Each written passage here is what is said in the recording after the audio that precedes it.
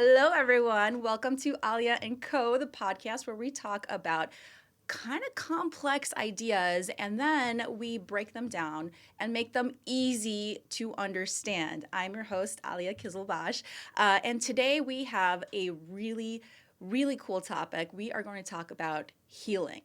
And I think that a lot of us, in some format of another, we have always, we're always healing in some, if you've gotten like a nick or, you've gotten a wound or something like that, or you're trying to get over the cold. And, after a certain time, once you get past this ailment, you kind of take it easy. You don't just go running into a marathon, or if it is like, healing from a relationship. I mean, sometimes a lot of us, we go through these bad breakups, and there comes a time where you hit this epiphany and you're like, listen, I can't just be miserable anymore. I got to do something to change this, or whether it be just even the idea of changing. Sometimes those relationships will change you in a way that kind of like, want you to look into life and discover more. And maybe the things that you've been doing in your life are not the way that perhaps are in alignment. And so today we are going to talk about that. She is a cancer survivor.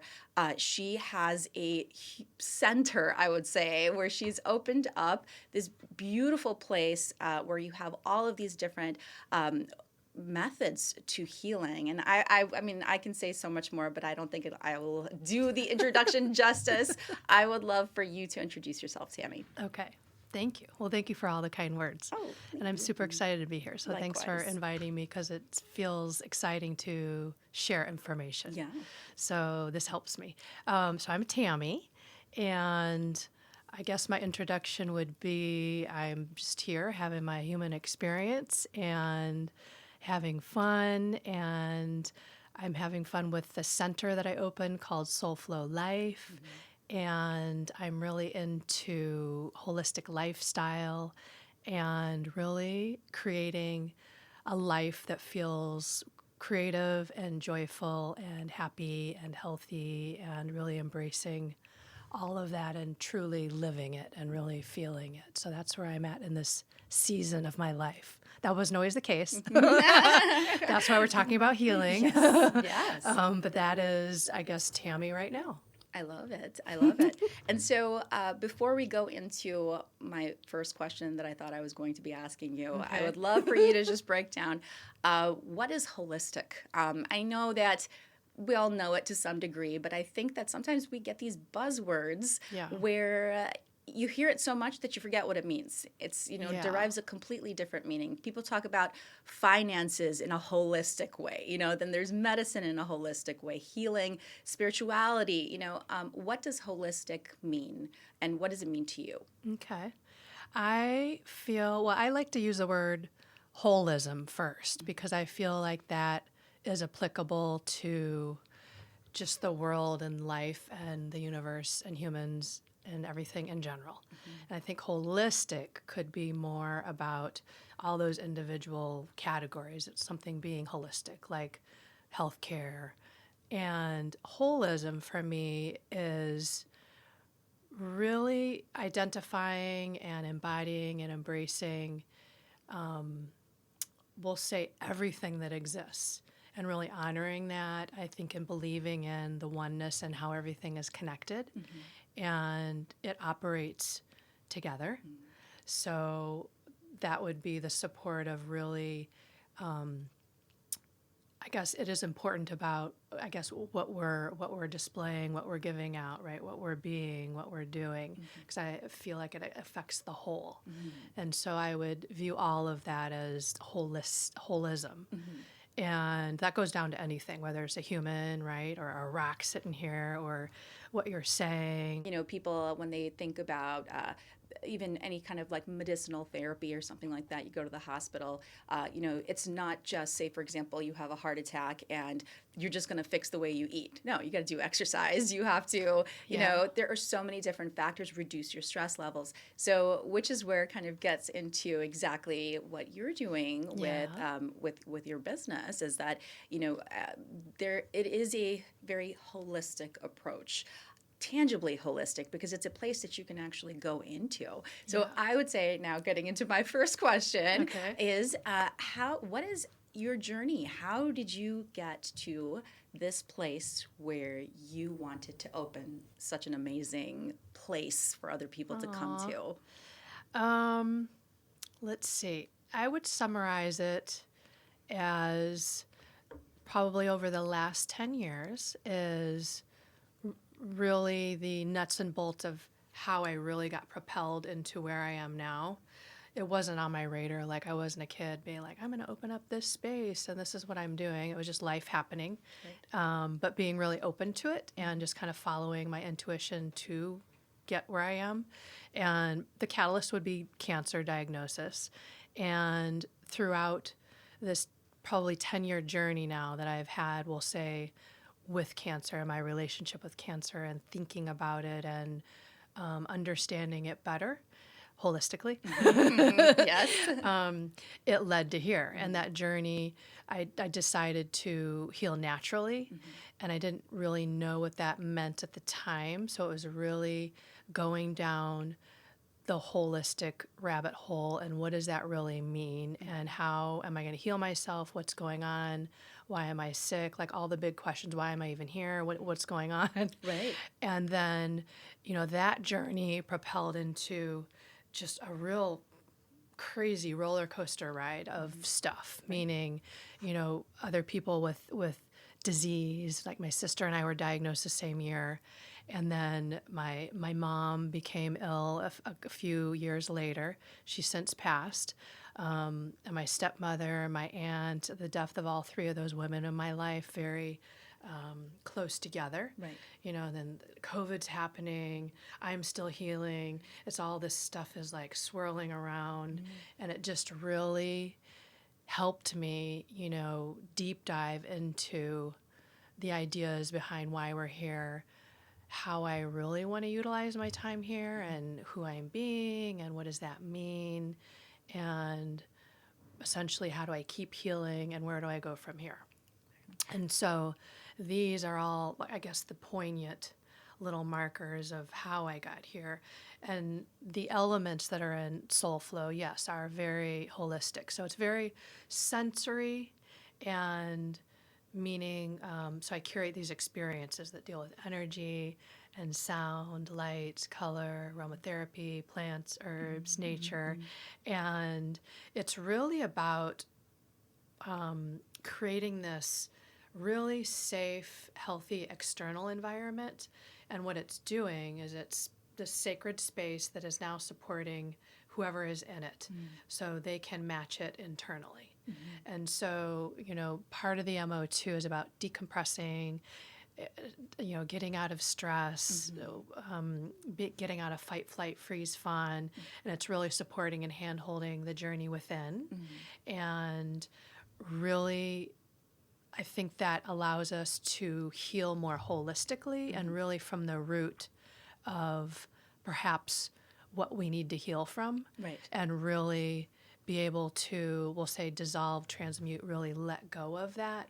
So it does essentially diminish. And everyone has stories. Everyone, I think, has room to heal in some capacity, whether it's some much bigger, some much smaller. But I think we all, again, have like our stories and our traumas, big and small.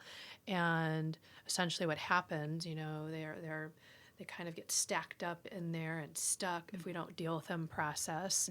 And so this is about really creating that environment where it does feel healthy and safe. And then again, when we talk about energy and frequency, it's like we have to match it. And so that's helping that internal to really start to decompress, because I feel like we're like a cup and we're full of our life. And then it's about letting go, think about all the stuff we could let go that doesn't serve us, and then refilling that cup up with the things that perhaps we're more passionate about and, our authenticity of why we're here and really exploring that. Right.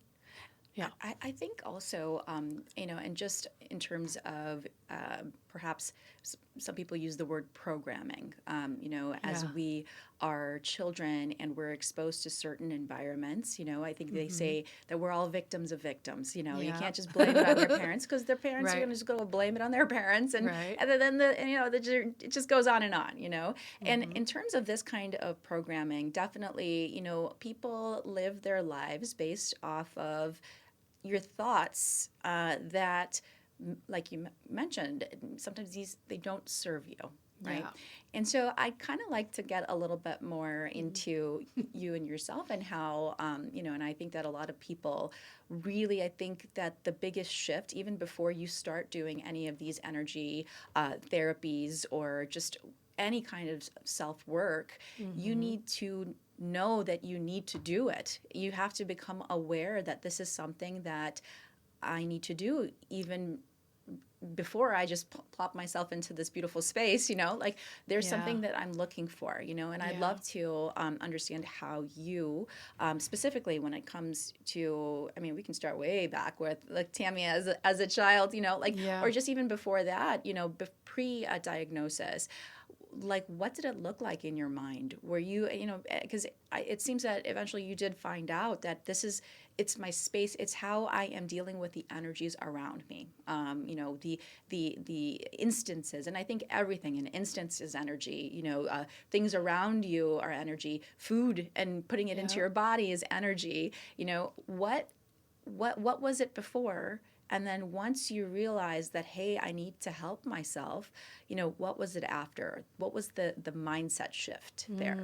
The mind. I'm glad we're talking about this. The mind, for sure, is a huge component, and I'll call her Tami 1.0. Okay, okay, I like it. So, Tami 1.0, I think a lot of people could identify it was I would wake up and worry about success and money and what I had to do for the week. And I was really, now that I look at it, I was on the hamster wheel. I was just kind of churning. And I had really great external skills. So I knew, like, I was always working. What was your profession before you started this? So I've always been in music and also fitness. So I've always been like a halvesy. So that has been probably what also helped save me too, to be honest. And so from being in that dynamic of feeling on that wheel, and also I would say not really tapped into my emotions and really suppressing and squashing them, that kept me on that wheel. And I would, ask myself every now and then, like, am I happy? What does that really mean? I don't think I really understood what that meant. My vision of happy was, I think, doing and creating the life that I was taught, which, it was these external skills. Well, you're in high school and then you go to college and you get degreed and you pick something that's smart for you, that'll make money, and You marry the person. Yep, you start you the have life. Yeah, and so I did the job thing. I didn't quite do the marriage and kids and all that, that stuff, and then I started shifting into a little bit tapping into my creative side through the music and dancing and stuff like that. And so some of my jobs have been around that. And, I looked balanced, and I think from the outside to people. And I'm working on these external skills, but I think on the inside I wasn't feeling that, but I didn't really know what I was feeling. And probably a lot of me noticing I was maybe not balanced was through relationships. I think we all learn through our relationships. And so the relationship I was in when I was diagnosed, that was, also a catalyst. It wasn't, a lot of my relationships were not healthy, but most of all, I think the relationship with myself was not healthy. And when I started, so that was really what cancer was for me. I chose it to be a teacher. and know now that I had to help myself first. And since I've been doing that, it's like everything changes around you because you shift, and then everything kind of has to adapt to the new you, right? The Tami 2.0 that I was turning into. Right. So the programming, I think, was who I was raised by. I had a family. I was well cared for, right? I didn't have a lot of, I think struggle and strife in my life. And I was always active. I was always doing something. I was taught to be busy, and I was working or doing an activity. And I like to be physical and moving. And those are the things that essentially probably supported me and saved me to keep going, and those skills serve me well, but now I need to add some more skills, and those are my internal skills. So that was really about, again, when I was saying mental, emotional, physical, that type of stuff is really understanding myself mentally and emotionally, and that was really, I would say, my problem area. And I don't think it needed to be fixed. I don't think anyone needs to be fixed. I think that's just part of our journey as humans. But once I think you start to, again, think of this holistically, and you think of more out of the box instead of, okay, I'm sick, what do I do with my body? How do I help it?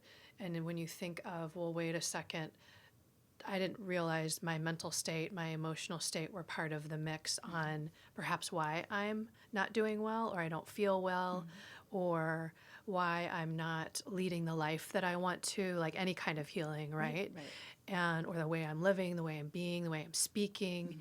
And so the mind was really about honoring all the lessons that my parents instilled in me, right? And all the things along the way, but also coming to a point where it's like, okay, thank you for the lessons. And now it's time for me to really become my own advocate and start to essentially think for myself. And it sounds kind of silly because I was thinking, but I was thinking based on all of the programming. Right. And I realized that a lot of that programming really didn't fit and serve me well where I was, and also where perhaps I wanted to be and how I wanted to be living, how I wanted to feel. It just didn't match. And so that was really my journey into the mind, like, what do I believe? And what did my mom teach me? What did my dad teach me? And going through the whole journey of those relationships and those dynamics. And yeah, it was rocky, and it's not sunshine and rainbows. And there's a lot of, I think, letting go, acceptance, surrendering. And I would use my phrase, okay, everyone's doing the best that they can at every moment in time with what they know. And so that allowed me to really get to a place of really honoring my parents instead of perhaps feeling angry or like, well, you did this to me. It's like, oh, no one does anything to you. It's happening for you. And they're doing what they know. And now I'm taking all of that and I'm using it as my teacher. And, perhaps part of this, I can take on the role of, we'll say, breaking, generational type of patterns that don't serve the familial unit anymore. Right. And so I'm seeing that too in my center. It's like there's like one person that's like been plopped down in the universe, and they're the shifter. And then there's this whole beautiful butterfly effect that happens, and the ripple. So as I'm shifting or you're shifting or whoever's shifting, that is like illuminating off, and it really, I think, inspires people around you. And this beautiful shift is taking place. And that then is affecting when I said about holism and the oneness and the whole consciousness of everything, because what we're being now is affecting everything, affecting you and me and him and everything, right? So yeah, the mind, rewiring those freaking patterns that are in there that are like, you're kind of going haywire. No, absolutely. Yeah. 100%. And I think that to your point, it's like from a scientific perspective, I mean, like I said, we're all energy, and there have been studies done on electromagnetism and how when Yes. somebody feels a certain way, there is change. Like, I don't know. I saw this. There's someone I know that has this meter that kind of detects the amount of yeah. electromagnetism in your phone, and Yeah. basically something that basically he was he was saying is that if you go to get off your Wi-Fi, the electromagnetism goes up basically, so you're being kind of like subjected to all of this like weird energy, Yeah. but and we can't see it. Right. Imagine, I mean, we have electrical feel it. currents in our heart. Yeah. I mean, there is so much in terms of that, and so definitely, I feel that, and I think that it leads into understanding specifically with your journey is that. The idea of self-awareness. I think, like Yeah. you said, a lot of people are on the hamster wheel, and they think that, okay, I'm happy, I'm going through the motions of I applied to this school and I have this job, and I'm kind of like fulfilling all of the duties that I need to fulfill to my Yeah. family, my friends, this and that. But why am I miserable? Why does I should be happy, quote unquote, like Right. I should be happy, or you're constantly living in the past or living in the future and not actually being present. So, Yeah. my question to you is this level of self awareness. I mean, I understand, and I think that a lot of people also have this. Okay, how did you start? But what's the first step? Like what was the because it's not an overnight thing. I mean, it's a practice No. for a reason. You have to do a lot of research and understanding, but I will say every kind of little milestone or mile marker in that journey is something that is a very beautiful revelation. So I'm wondering, you received this diagnosis. I mean, what kind of cancer was it? Breast cancer. Breast cancer. Yeah. And did your sister have Breast cancer. the same Yeah. thing? Yeah. So I mean, energy. And not like, it's genetic via testing. Yeah. Isn't that like Genetic via, we'll say, the heretics and right? living Yeah. what we believe. Right. And exactly. I mean, exactly. Yeah. And I think that there were, I don't know where I was reading, but there was a study done on how stress levels definitely, or just like, where people who like may not be predisposed to, having cancer, there's certain individuals who just from the very fear of it, will get it or whatever. Yeah. But I'm not sure. I mean, like it's something to be proven. But I did read a study, maybe I'm misquoting it, but what for someone that is watching, what was your aha moment? Like, I need to think about this more. Why am I thinking of this? And why do I think of it this way? Yeah. Well, let me backtrack a minute because I want to talk about this. So one thing that I learned that was probably one of the first things in conventional medicine that made me kind of go, was the genetic testing. And here's why this is important is so we got tested. It's called the BRCA gene. Okay. They're like, oh, your sister had it. You need to get testing. And to be honest, like even if I had it, I don't know what that would have done. It's a test. But I'll never forget this. When I sat down and they gave me the results, and they're like, oh, you don't have the BRCA gene. And they showed me this pie chart. And the pie chart was like supposedly saying like why I could have cancer. And there was a small smidge that was genetics. And then there was another smidge, I can't remember, it was a pinch bigger. And then the rest of it was unknown environmental. And they told me, okay, so Tami, genes can be turned on and turned off. And that's about how we live. And in that moment, just something like registered in my brain. I was like, okay, so if they're telling me this, then the three opinions that I went to of surgeons, if they're not sure, then why would I have these suckers cut off, right? Yeah. And put drugs in my body and radiate it. And it just didn't make sense to me. And I'm not against conventional. I think everything works in some capacity, but I also think that relies heavily on the mind and what we think is going to work for us. And so that's a really important part. And once that happened, what else was going on was my mom was doing a lot of research because now she's on, right, both of her daughters had cancer, have cancer, right? And so she's probably like, what is going on? Yeah. So she's researching, and she starts sending me information. We're sharing, emails, and she finds this documentary. It was called The Truth About Cancer. And basically what it was, it actually had just come out right around the time that I was diagnosed. So thank you, universe. And it was this 9-part docuseries, super terse, and basically it encapsulated, we'll call it like the world of alternative care. So it went into just all this research and documentation that this guy had done and traveled the world and was interviewing like different types of, we'll say, natural doctors and chiropractors and talking about the health system and how that operates and testing and research and just everything maybe you could think of alternative. And so we watched it. And then when I was watching it, I was like, holy cow. This is information that I really didn't think about before, right? Because my mind was in that, okay, that the paradigm of we either age or we get sick and then we go to the doctor, fix me, help me, help me. Right. And so it was shifting that mindset. And so the more information that I started gathering, then I'm filling my head with new information and stories. And so therefore what it's doing is it's allowing me to become more of an advocate for myself out of victimhood and make different choices, new choices that I didn't know I had. And so that information was like a bag of gold for me.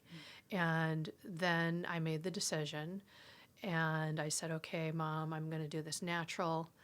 And she said, okay, I'm right there. She's my ride or die the whole time. She's like, I'm going to do everything you're doing. I was like, okay. And so then it began, and I didn't really know what I was doing, but I was on the computer like what seemed like 24/7 for months. And I would just take notes. There were a few books that I was really glomming onto.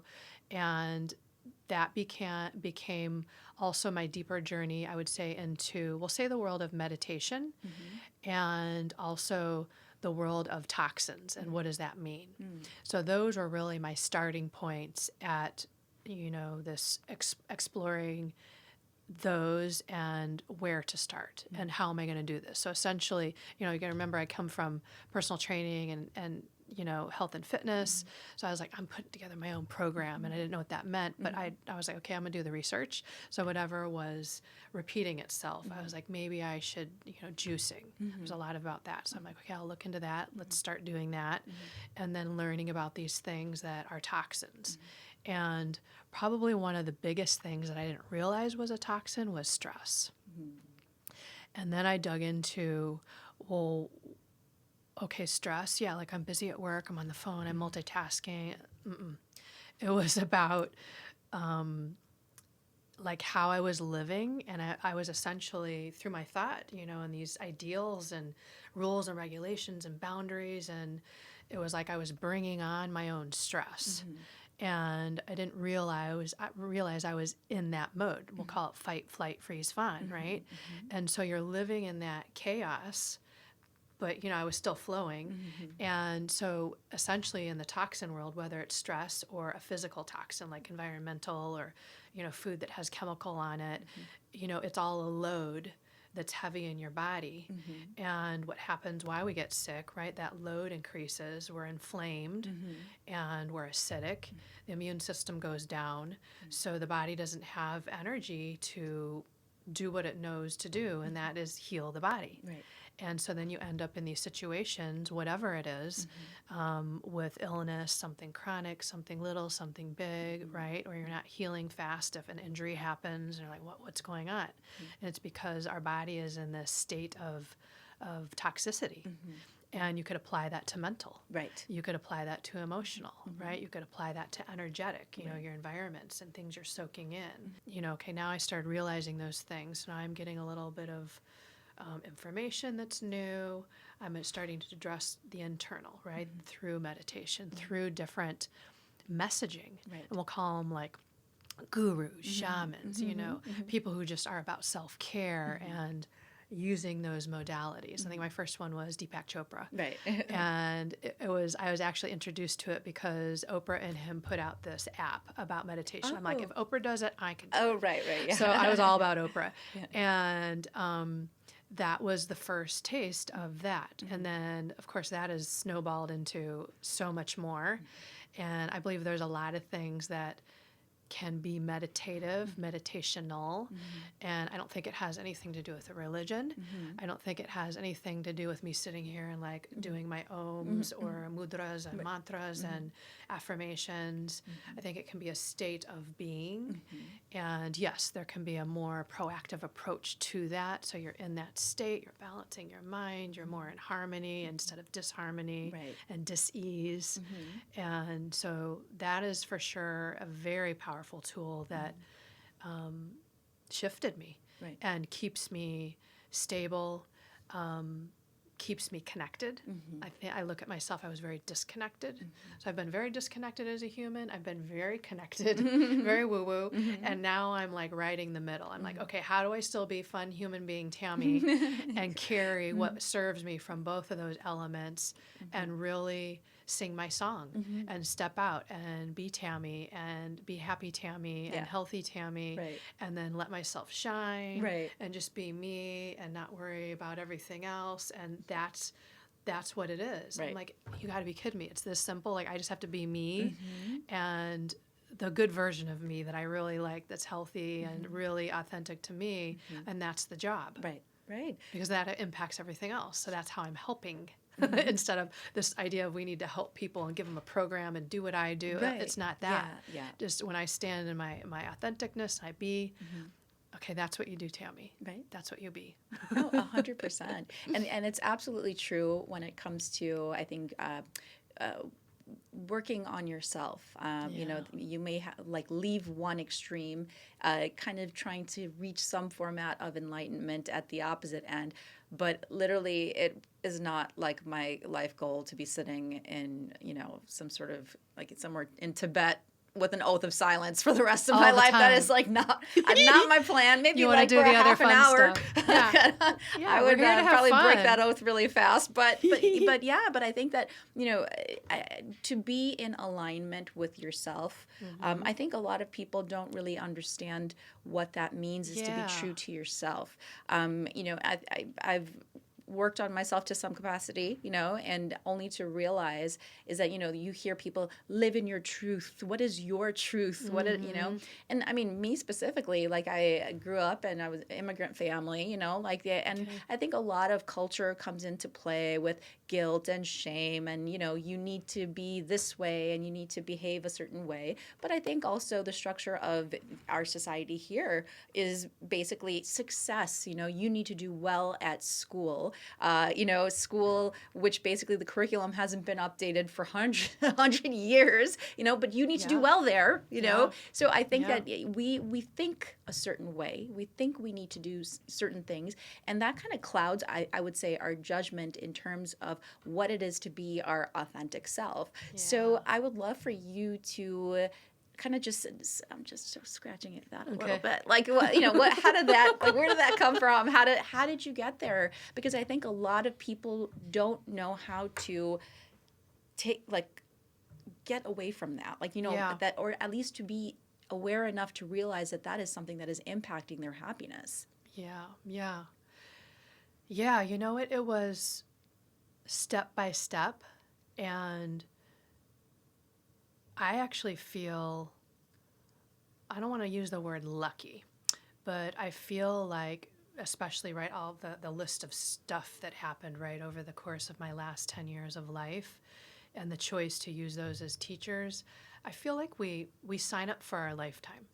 And so I feel like part of that means we came here, we're here in the physical human, and that's just part of the journey. And so to wrap my head around, if I chose to be here and then these things are happening, not to me, but for me, I started adopting to this messaging, I'll give you visualization as like, we accrue kind of like the lifetime of the conditioning and the rules and the teachings, and it starts to, I think, sometimes feel heavy. And so then I was like, okay, well, that's the journey. Okay, we're kind of like doing this with that backpack, learning. And then we get to a point where it gets too heavy and we got to start taking the backpack off. And so I look at it as these layers where you're shedding, letting go, accepting, surrendering, and think of everything we could let go. And I think I probably took it to the extreme, but I think it's an ongoing journey. And what I learned is it's an everyday thing. I'm like, oh, we let go every day. That's how we get in our flow. And so let go could be really big, like digging into childhood trauma, and it's big and emotional and, and scary and I don't know, and like really dissolving that and transmuting that. And then it could be something as simple as, oh, I ate this stuff today that I know probably wasn't nourishing my body. Let me go exercise and sweat and, and flush and get in my flow again, right? And it's not to be scary. It's just learning how to take better care and understand that it's a flow and it's an everyday thing. It's not like we go and you're like, okay, I need to resolve that trauma, and oh, okay, that was probably stored in here in my body, and then I release it. Oh, and then then now it's over for sure. Like I resolved all of it. It like I was thinking I was doing that when I was doing it. Right. And then I was like, and then sure enough, something else would come. I was like, oh my God, I got to let go of this too. Right. It got bigger and bigger and bigger. The first thing was like my Keurig coffee, because it came in the plastic and it was, I knew the toxicity behind it. Yeah. And so I laugh at myself. That was the beginning. Yeah. And I start clearing the house, like think of all the things. What did you substitute the Keurig with? Well, I would... I know it's nasty. It's not even good coffee. Right. That's when I got into like the elixir we were talking about that's like a 10-year development. Okay, right? Okay, I was like, well, what am I going to drink? I really like this morning beverage. Right. Exactly. Yes. So that's kind of the journey though. It's like, well, then how can you clean it up and make it fun? And the journey continues and continues and continues. And so it became like the small thing, and then I'd get to the next thing and I'd be like, yeah, I'm doing it. And then it would get bigger and bigger. I'm like, oh, it's like you're on this freaking roller coaster. And it became people, relationships. And ways of thinking. It became money. It became jobs.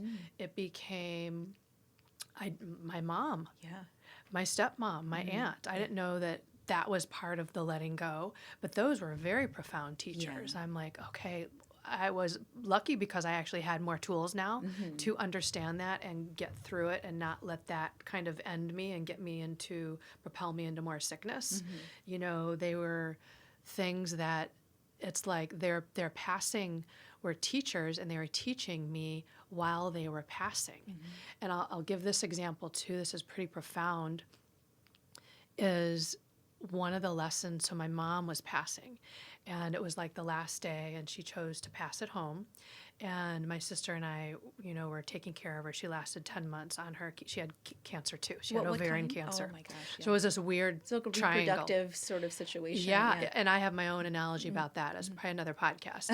And so what happened is when she was the last 24 hours, right? When you die at home and conventional, they morphine you out, and it's like, they're not there anymore. And it was that moment, and it was like she didn't come to, but it was like her eye came to, her eye was moving. It was super weird.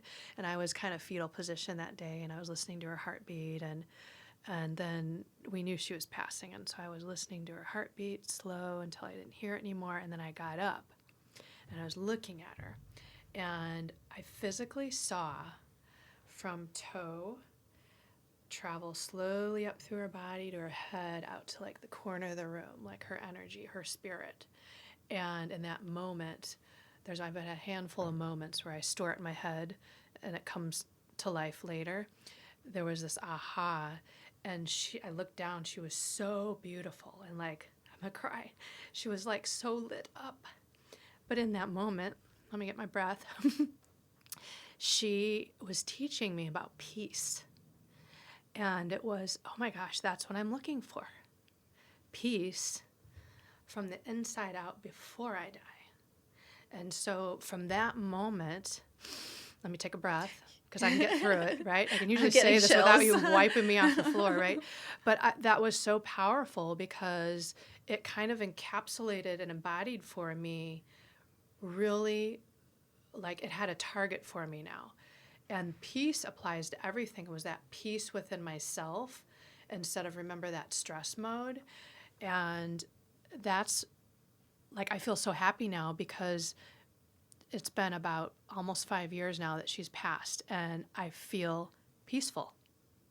And I feel peaceful more than majority of the time. And that's supported by my space and the environment I've created, right? But it's my state of being now. I'm not saying I don't get thrown off my surfboard now and then, but it's this slow, steady thing. And I'm like happy because I'm like, oh my gosh, I attained it. I did it. Mm-hmm. And that's a win for me. Yeah. And if there's anything that I would probably be the most proud of in my lifetime, it would be that to date. And that was such a powerful message that I learned from my mom. She was always trying to teach me. There's always a lesson in something, right? Yeah. And so I was like, oh my gosh, I did it. Yeah. And so that makes me feel super proud of myself. And that continues that cycle of, right, really learning like that self-love and compassion for yourself. And it's like, that's what I was developing over those years that I didn't have. It was like, it's kind of embarrassing to say, but I would remember through music, like I could never find anything that I liked about me. And then I could apply that to life. Like I was like living this weird kind of life where I don't know if I just didn't like myself, right? Or I didn't like what I was being, but I didn't understand it because I didn't have the internal skills. Mm-hmm. So voila, it took my mom passing for me to really get that, but really go beyond anything I could ever have imagined in this lifetime for me, and how I feel now and what I'm being, therefore the inspired action that I'm doing, and how that has really served me. And that's that triangle, right, between my sister and me and my mom. And that's why I say that's where my belief comes. We signed up for this because I don't know if it's as specific as we're going to all get cancer and mom's going to die and then this is going to like change us. Like, I don't know if it's that specific. Right, who knows, right?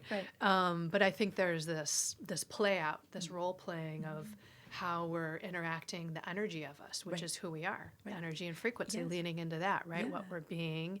And now it's beautiful because I have such a beautiful relationship, right, with my mom, my stepmom, my aunt, and I feel their like essence and support. And that is teaching me more now about love and really what that is and what that feels like, and that interconnectedness, of people and humans and animals and things, and I call it higher consciousness and that oneness, and like it's helping me understand this frickin' human experience better and how to live it more joyfully.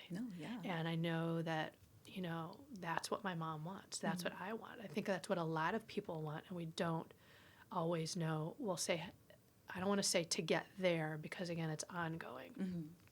So, for me,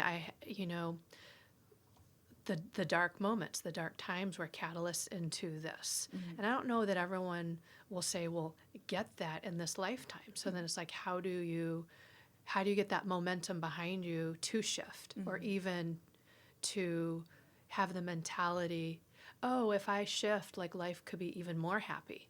So that's part of the things I like about Solflolife, my center, is I like saying to people, like, you don't have to be sick to go there. It's like, well, how happy do you want to be? How abundant do you want to be? How healthy do you want to be? How creative do you want to be? How in the flow do you want to be?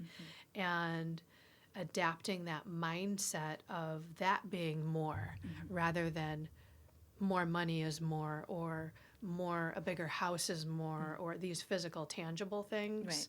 It's like, what is more? What is really fulfilling me? And for me now, it's about that being. And then I think when you're being, I'm not saying money is evil, because money is energy. And so why not have more money? Why not have more love? Right. Why not be more creative? Why not try more things? Why not think out of the box? right? And so those are the things, I think, when you understand the idea of energy and frequency, that world can really, I think, help apply, we'll say, how to manifest, how to attract that, how to be that, and have that as your life in this lifetime. And then when you're being it, you're helping everyone else be that too, and have, we'll say, those things or be those things. Yeah, no, absolutely. Yeah, so little step by step, just to recap, because that's a lot, right? Little step by step, and you get curious. I think the more open we are, and you just start going, right? And you start feeling your feelings. Yeah, you need to feel and your you feelings. reach for what feels good. And I'm not saying that instantaneous gratitude thing, but tapping into, does that really feel good? Is that really supporting, we'll call, my higher self of what Tami really wants, what Tami really likes? Right. And everything has to do with that. And it's not being self-serving all the time. It may appear like saying it feels selfish, but that's part of the journey.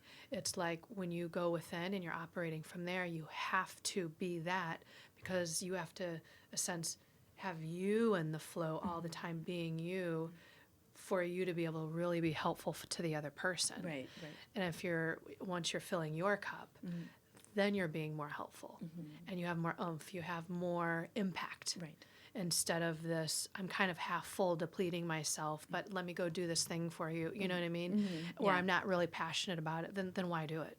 That's how I look at it now. Yeah. And so The authentic. little step by little step, feeling what feels good, getting adventurous, doing more homework, knowing more. And I think the mindset is really important, because you're also getting out of the ideas of rules and regulations and boundaries and being in that victimhood or feeling like you have to operate, we'll call them, within the system. And then I took it a step further. Okay, the system's within myself. And most recently I did a fast. Okay. And this fast was kind of challenging for me, but man, I think it helped my brain release another like get out of there, right? And I call her my spirit coach. She's super awesome. And she was like, this is more than just about your body and fasting. I'm like, I know, I'm going it, on the spiritual kind of way. And like, I had this messaging within me. It was like, fast so you can release some of that old information so you have room for the new. I'm like, I guess I got to fast. So I didn't put a timeline on it. I'm like, I'm going to listen to my body. And when I feel like I'm done, I'm going to say, okay, you're done for this fast. And that's what I did. So I got through 4 days. Okay. What?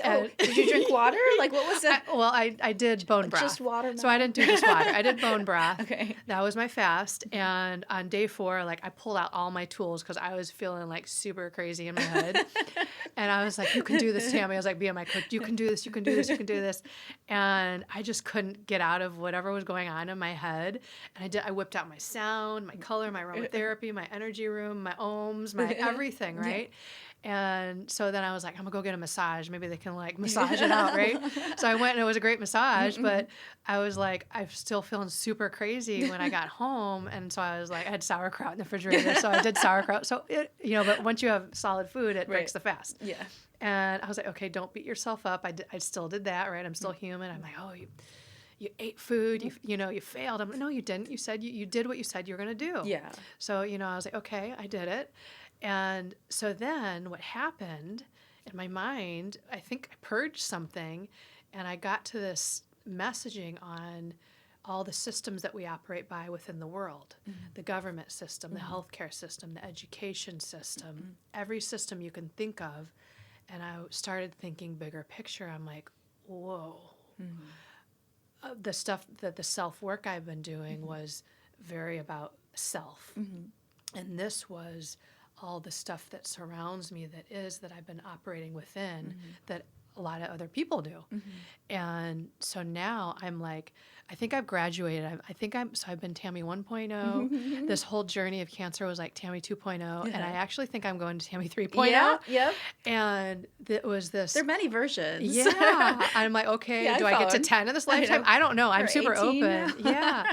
So the idea of these systems, and it's crazy when you think about it, because it's freeing when you think or take on perspectives, I don't have to operate within that system. Mm-hmm. I'm actually free Mm-hmm. of that, whatever that means, right? Right. And that's a whole, probably another podcast too, Mm-hmm. right? Mm-hmm. The external systems. Right. And because that really shapes, I think, also how we Yeah. live. So even Absolutely. more important, the self journey going within and starting with you. I believe all change Mm-hmm. starts within each individual. Right. And yeah, there can be support groups and these ideas and movements around change, but until each, I think, individual is doing it for themselves, How can that's we? what's going to be Yes. the biggest catalyst. Exactly. That's what can be this collective awakening more and enlightenment and really going on that journey. And I believe that's what's happening right now. You know, I believe that's helping break down some of these systems that no longer serve everyone, the masses, Right. you know, and that we're purging it. Right. That's this kind of weird darkness that's going on, but you know, it's very familiar. It's like, oh yeah, I know this. Yeah. You know, you got to purge this Right. to get a move on, Right. right? Yeah. Yeah. No, for sure. So yeah, I mean, you can take it on a very small level, like my Right. Keurig, Uh-huh. or you can take it on a big level, like you know, the government Right. system. Oh, So whatever absolutely. you choose, Right. you know, in this lifetime, and Yeah. you know, so my center is here to really just kind of support that journey within and all the things we're talking about. It's like how, Yeah. well, how. Yeah. Well, how'd you do it, Tami? Wait, you did nothing? Well, I did everything but nothing. I Right. just didn't do the conventional way. Right. Yeah. So, No, yeah. and I think that's beautiful, and I think that this is a great segue to discuss. You know the contents of your center. Okay. But I think that before we go into that, and I think just you painted a very beautiful picture with the way your mom passed. You know, where you can visually and I'd love to.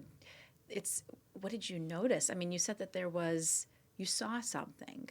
And I think that I'm trying to kind of like relate it to energy because I think that in general, and frequency, Yes. frequencies can be measured in terms of color and whatever vibration. Is there something that you saw that, had that kind of consistency? And, Yeah. then, I mean, after that, I think like I'd love to segue into the energy enhancement Yeah. system. I think it is. I think the nutshell is energy of what happened in that moment. It was like I was witnessing maybe the transfer of energy, I would say. You know, when someone passes, Right. you know, out of the non-physical. And so let me be clear, like I'm not like clairvoyant and, you know, I'm No, intuitive I in a feeling way. right. But what I witnessed was, it was like I saw, not like in colors, but what happened, it was the energy traveling again through her body.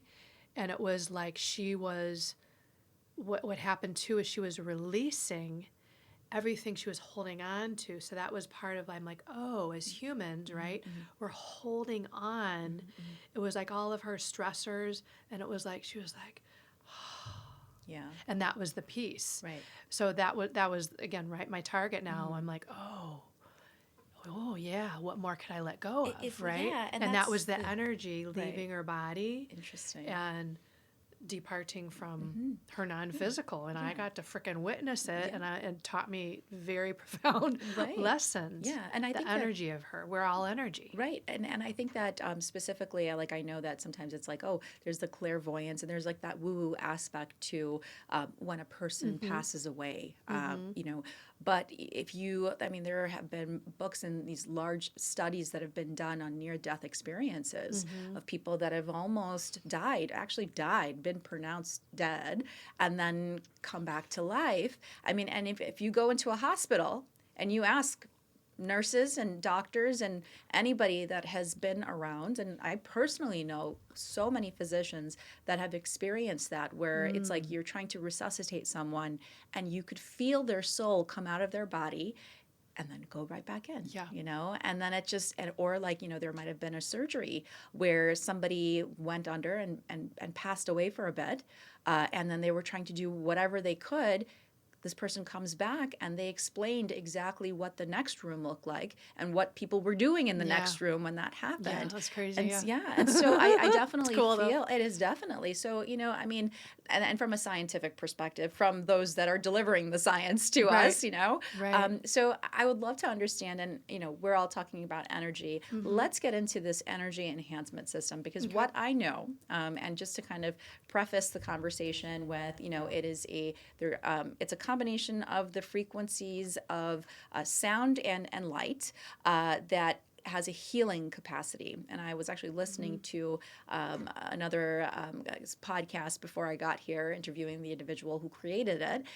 And there was some, at least just anecdotally, there's an individual who went in and was trying to explore it. This person went in, had like a cyst, stayed in this, was within this space, this energy enhancement. I think there's different units or screens or something like that. And within 3 days, the cyst disappeared, and they're like, huh? And then they're like, you know what? Nah, maybe it's coincidence. Their dog had some sort of like ailment. So it's like, you know what? I'm going to go in there. I'm going to take my dog. And it's not even a placebo sort of thing. I'm going to take my dog, and I'm going to have my dog sleep with me. And basically, let's see what happens. And the ailment that the dog had also went away, which is so telling. So tell us what this is. How did you discover it? And how can it help us? And, what do you suggest in terms of timing, how to use it, et cetera? Okay. Let's just get into it. I want to know. I know this is a really juicy part. Yeah. Well, let's do this. So, yes, the system that you're talking about is called the energy enhancement system. And let me preface it by walking you just a pinch through the idea of Solflolife, because the energy enhancement system, I look at it as this support system of all my learnings in these 10 years, right? And when I went to end up going to sound therapy school too.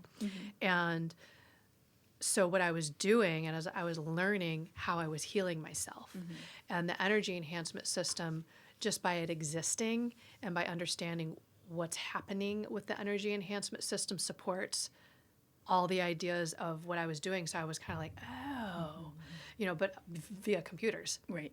So a step back. So Solflolife is the urban retreat space in Chicago that I opened.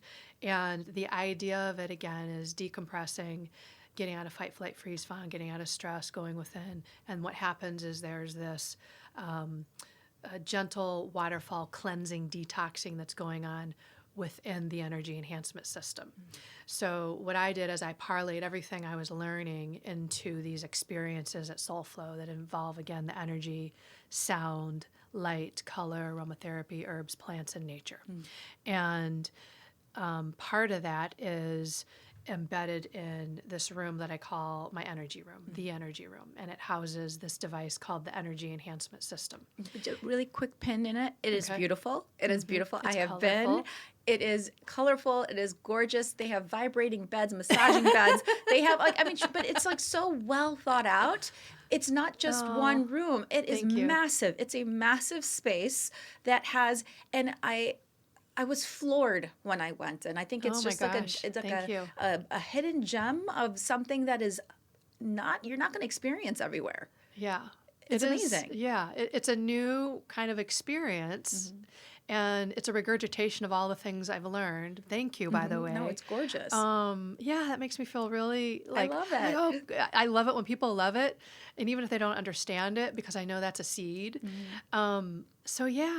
The space, it was like, I don't know, Feng Shui Tami came out, and I was super tapped in with the universe. It wasn't just me decorating that spot, I was like, I really took my time with each room, like really thinking, I don't know, I was flowing, right? I was in my flow creatively. It was like my palette. It was super cool. So thank you for seeing that. Love it. And in the energy room, so that was another flow too, because that device, so how I have it set up, it's like these 4 computer tower looking things in the corners, and it's 24 unit, which means 24 screens or 24 computers, and they look super colorful. So they're pretty too. They look creative. And so part of my feng shuiing in that room was I'm okay, how do I like make all these colors like even more fun and pop? So it was like decorating it with the colors that were in the energy enhancement system. It's gorgeous. And then within that room, beyond the energy enhancement system, was my choice to put the element of like the sound and the aromatherapy in there. So those don't have to do with it, but it's that world of energy and frequency. So like there's vibroacoustic sound therapy lounges, you're like more cocooned in this environment. And okay, so the energy enhancement system, I describe it as very robust energy medicine via computers. I think that's extra special because especially in an urban setting like we're in Chicago, it's emulating these nature frequencies. So it's a form of frequency therapy too. But it's not like, I'm going to call, linear, where it's like, if you've heard of like the Rife machine or frequency therapies that like they're spot specific or you're plugging into something. It is, what's happening is via scalar waves. And the recipe, we'll say the recipe is a bulk of scalar waves, biophotonics, so it's light therapy, color therapy. I like to say it's spitting out nature frequencies, right? There's a reason we feel good when we're on vacation or we're outside, we're all plugged into the ground and plugged into the sun. That's a natural way to get those frequencies for free. And what heals us, what helps us to stay healthy, and that's the nature's there for a reason, not just to observe it and look pretty, right? It's there to assist us. And so this formula, right, of frequencies are these towers are laser aligned. And so the center of the room becomes the vortex. And that is where all the frequencies are meeting and colliding. And then what's happening is it's filling up that space with a super hyper healthy energy field. Energy field. So it's creating this hyper healthy environment. So in opposition of that, think of, right, why I said it's cool to have it in an urban setting, because, right, we choose to live in modernization in an urban setting, and within that I'll call it, we live in a toxic soup. And it's not to be scared of or like be mad at it. It's just part of modernization and electronics and all these things, right? So within this energy field in this room, it neutralizes everything. So no longer, is the effects of like the cell towers and our phones and 5G or 10G or computers or the air and whatever's in there from, what's going on. And so this field is super clean, super healthy. All you have to do is lay in it. So I call it, it's like a relaxation room. And within that energy field, the body realizes, oh, now it can relax. And what's happening now is, I'll give you another analogy, is by us being in there, we become the cell phone, right? What do you do when the battery goes down? You plug it in and charge it up. And now, voila, your cell phone works again. Well, essentially, that's what's happening with us. So, right, we're made of matter as well, but energy and light, and we're electrical and water and all this stuff. And so we have all these cells, and in each cell, we have millivolts, because we're electrical. And so as we age, when we get sick, whatever's going on, that battery or the electrical millivolt goes down. And so what's happening is we're in this room, relaxing, and we're plugging ourselves in via frequency. You can't see it, right? Right. You can feel it. And it's basically plugging me in, and then all of our cells are maxing the energy out, and so we're all lit up, and now the body goes to town. It starts to clean house. So the body is only doing what it knows to do. Right. To clean house, heal itself, go back to its original state of being. Right. That's what's happening. So it's not doing anything to you. It's providing this healthy energy field, this great environment for the body to do what it knows how to do. And so you could take that concept, right, and just apply it to life, right? What are we surrounding ourselves with? What are we putting into our body? Right. Thinking, food, environments, relationships, all that is marinating within us. Right. And so it becomes part of us. And so this, again, plugging yourself in, and then what's happening too, I like to describe it again as this waterfall, gentle detox cleanse, mentally, emotionally, physically, energetically, and spiritually. And yes, you can finish the process. It's like, when you're like, I need to cleanse, I'm going to do a juice cleanse, right? So you could take it a step like that and be like, okay, Dr. Sandra Rose Michael recommends this bathtub recipe. So to take a bath, so it's like this fluffy mixture of salt and baking soda, borax, and other things. It acts as a magnet. So it's flushing out, yes, physical toxins, but there's something about it. It's like it's pulling out, it feels like mental things and Right. emotional things. Oh, So you're like, yeah. whoa, like I'm Might. super clean and clear, Oh, and 100%. you feel lighter, and you Yeah. feel, therefore, right, when you release that stuff, now you have room to really invite in those good feeling things. Right. And it's just, so I look at this as ongoing. We're continually, well, I like to use the word cleanse, however we choose to do it. And so this robust system, the energy enhancement, is, a cool computer way in this relaxation room at this cool space, that's super inviting. It feels sacred, feels safe, and just to let go, let it rip. Right. If you got to cry, let it out. Yeah. Right. If you may get, uncomfortable feelings and emotions, but that's good. That means you're releasing, and you're not having this energy stuck in your body that Right. could, potentially lead to something else that we don't want. Right. And so it's this beautiful device. And when I ran across it and experienced it for my first time is when I was like, whoa, this is powerful, and this is really good for the masses, because all you have to do is sit in it or lay in it, and it does its magic, and you don't even have to understand it, and that's it. Yeah. And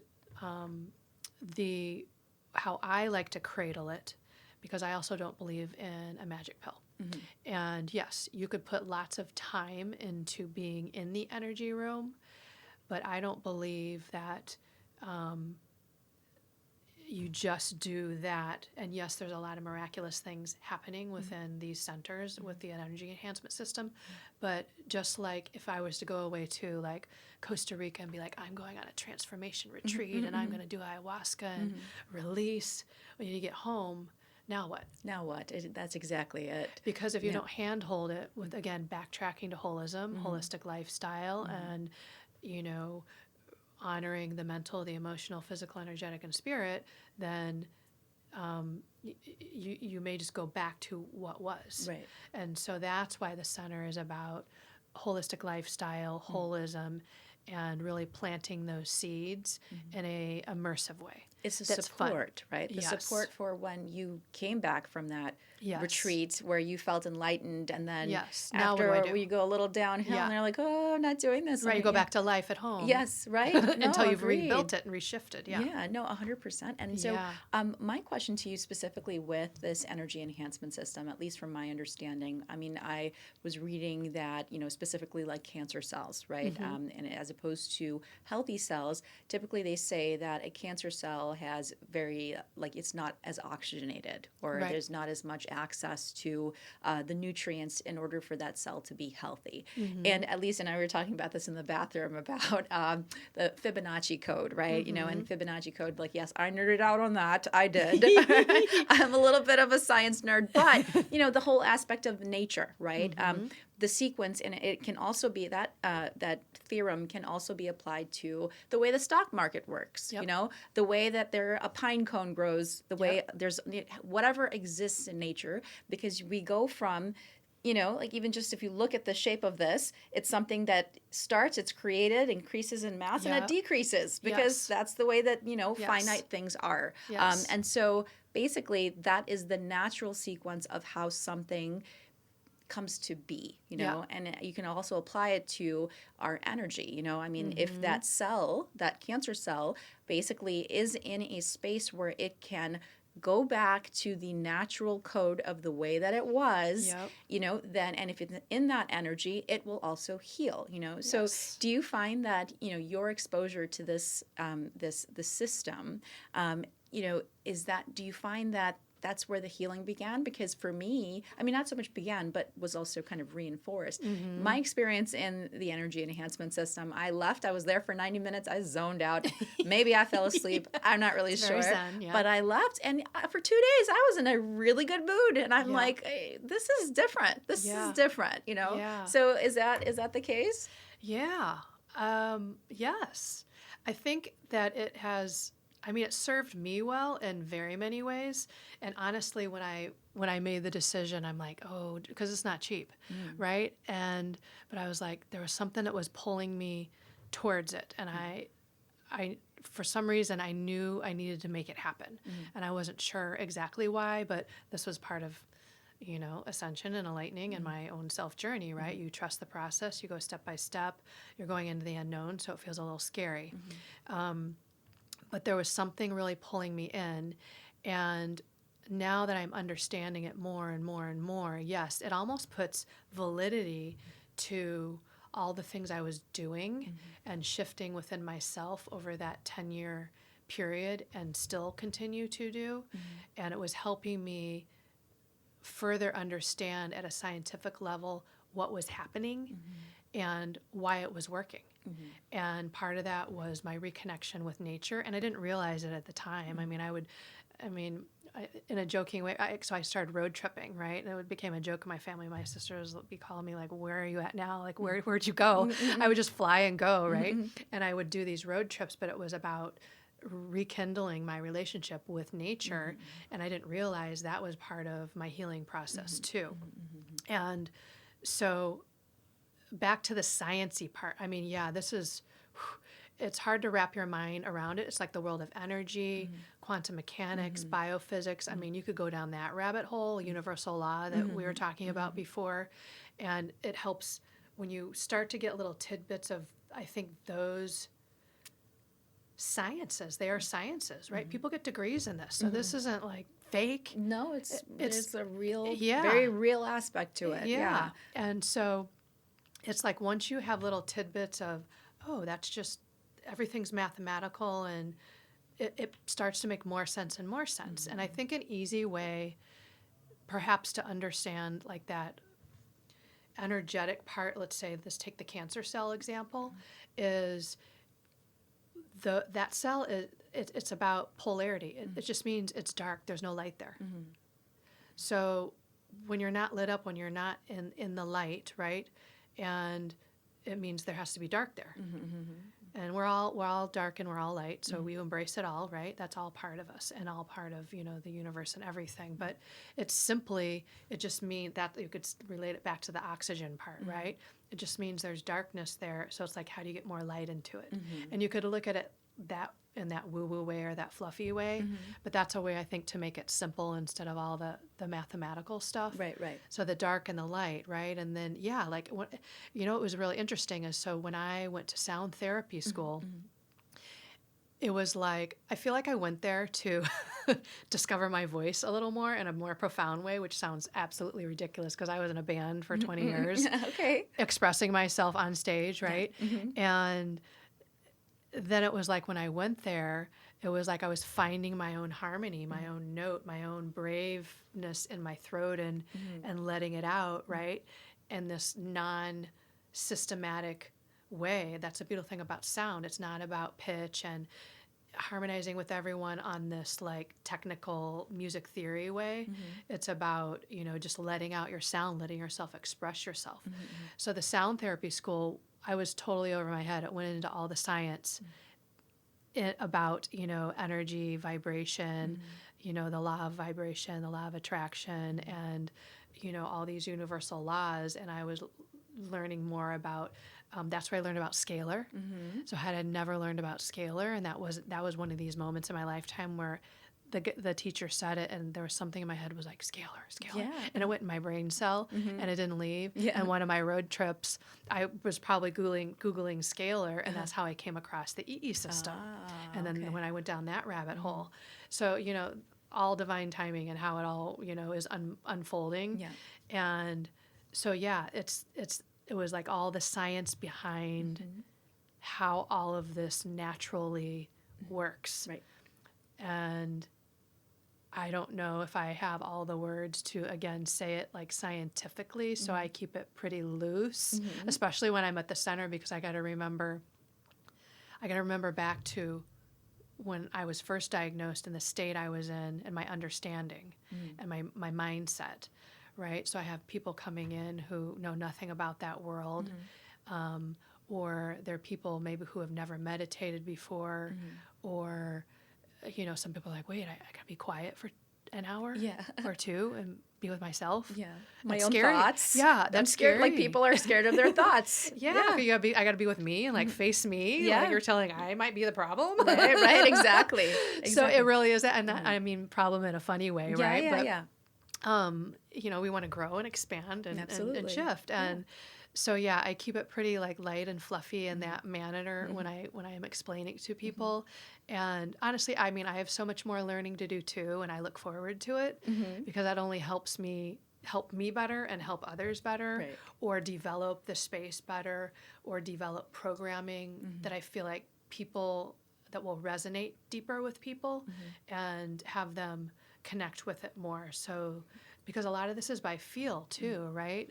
Like I remember when I was, first embarking on my cancer journey, and I started learning about aromatherapy, and my boyfriend at the time was like, I don't know about that aromatherapy, and I'm like, I'm not using it to like cure myself. Yeah. It's just part of the mix, and I couldn't explain it Yeah. in real time, right? I didn't know, but I knew it was helping, and now fast forward again all these years, I know a little more, right? And so it's like having fun curating these experiences with all these energy elements. So everything again is energy. Everything has a frequency, right? All these things I'm learning through sound therapy, but applying it to the world of energy and the energy enhancement system and how it's helping people within this energy field, and how it's emulating all these, we'll say, healthy frequencies. So I don't want to say the word high vibe, but that's probably what people can relate to, because it's not about high or low. It's about like this optimal healthy frequency, like from nature. And so what happens in the world of energy and universal law, we'll say the law of resonance. It's like you're in this field that's like, yes, I'm healthy, I'm here, and you go in it. Your body, you have no choice but to match it. And so that's what's happening, is you're matching, so you're vibing, we'll say high, and then the body's recognizing it, and you're getting back to this like you, this authentic state of you. So it's really, that's the experience that our people that are having. And the more time you go in, it's like the more time you connect with meditation, the more you move your body, the more you eat clean, right? And the breath work. Adopt breath work, a good example, right? Then you start to feel better and better and more joyful. You're like, oh my God, what's happening? And that's the world of energy. That's what's happening. No, 100%. And that's exactly, I would say that all of the different elements of the things that are at your center, whether it be like, this infrared sauna, or like the cold, the ice bath, or, and the different sort of, and then there's the sound healing. You have the energy room, but then you have like elixirs and beauty care and all of that. So there's like a holistic, basically, all from all different facets. So last question before we go, I would love to hear your thoughts and maybe advice that you can give to anyone that is out there that is looking to make a change and heal themselves. Are there certain things that you would tell them, especially based off of your experience and your journey, how can one get started if they have, because I would say that, watching, if you got to this point in the episode that you're interested, so you're ready to make a change. And so, how would you suggest that? Like, what are first steps for someone? I mean, to be here at this point, what would be next steps for them? Well, I have two ideas or concepts, I'll call them that, right? Because it's not really this program of go do this like you would like put together like a personal training program, but you could think of it like that. So if I were to give those two examples, one would be meditation and one would be thought or power of intention. And those, I believe, are great places to start, because they're also connected to the mind, and what we think, our thoughts become our reality. So if there's never any kind of openness within the mind and we remain in that Loop of system loop, yeah. old beliefs, then it's like trying to pull yourself out of the mud. It's hard. And so I think those are great seeds to just be like, even if it's like 5 minutes, right? And it could mean just get quiet. It could go into the bathroom, shut the door. I don't know, Yeah, right? yeah. Go outside, take a walk. That could be meditative. Do it by yourself. Be with you. And meditation, I think, is that very powerful tool. And what I mean by intention is that was something that was really embedded in my mind from sound therapy school. The teacher would always say, this is all about intention. And this is that power of essentially maybe how to move and utilize energy, right? Because even our thoughts have a frequency. So if we're putting this thought out or we're saying this thought, we're making it become real. So if your talk in your head is old patterning and you're spitting that out and thinking that, it's always going to be that. So until we really start there, part of the root, then I think that makes it easier. And I guess that the words of wisdom just for my own journey is just like, keep going. Yeah, exactly. Because it's not all sunshine and rainbows. And yeah, there's dark, there's light, stuff happens, but this is everyone has a journey, right? Everyone has a story. It's not just me. It's not a woe is me story, but just to know, okay, I can get out what doesn't serve me well anymore. I know meditation can help me, can help my mind and help that load feel lighter. And then it feels easier to take that next step and that next step. I'm getting more curious. So maybe I go and try something new, and you start to find little things that feel good and really resonate with you that you believe. It's not me to be here and say, do aromatherapy and do the EE system and do my sound bath. I mean, yeah, these are all great things to surround yourself with to help you. But you also have to make your own way, and that's part of the journey. It's about being your own advocate, and you make the decision for you, which makes you powerful. Right. And, it is a healing environment, and because of the things I'm learned, it makes me, we'll say, more really high vibe. And I've had people come in and say, well, how long have you been a light worker? How long have you been a healer? And I don't see it like that. It's my learnings and my peacefulness, right? Now I'm emulating that, so people probably feel that. And again, it's about that being, not doing. And you keep going, you take the journey, so why not? Right. Absolutely. Why not have more fun? Why not be more happy, more healthy? Right. And then that's the way you really help the masses. Yeah. And I think that to leave off, specifically with anyone who is struggling or having any kind of like just hesitation or insecurities within themselves, because we all to some degree will have them, it's kind of like that whole idea of the Tao, where they talk about, for someone to recognize what freedom is, they have to know what captivity is. Yeah. So if you're having a shitty time right now, you know what that is. You know what a crappy time is. Right. And that's where you can understand truly what it is to be, content or happy or peaceful, to be not feeling that way. Yes. So I want to thank you so much for being here. It was beautiful talking to you. I actually quite appreciated meeting you. When I met you, I was like, I like her. She's so I love sweet. you. Oh, I love you. Yes, love. Exactly. People hesitate. It's like, I love you. Oh, you're so creepy. No. Love. Love is all 100%. Yeah. So where can we reach you? Where, your socials, what location, where's your location? And, just so we know, so we can also benefit from this amazing thing that you've never seen in Chicago ever. Probably in a lot of I've never ever seen something like this before. It's amazing. So yes. Where can we see? and you got to, that's a good point. You have to kind of be in it to, I think, understand it because you feel it. And then it gets weirder and weirder, but you're like, ooh, this is cool. And then it gets weirder because I do sleepovers and slumber parties. And you're like, Retreats. what? I Yes. sleep here with So everyone else? cool. Yeah, no, it is So it's amazing. weird, but it's fun. Yeah. And happy and healthy and peaceful. So the space is in Wicker Park, and all my socials are the same thing. It's at Solflolife. So SOLFLO,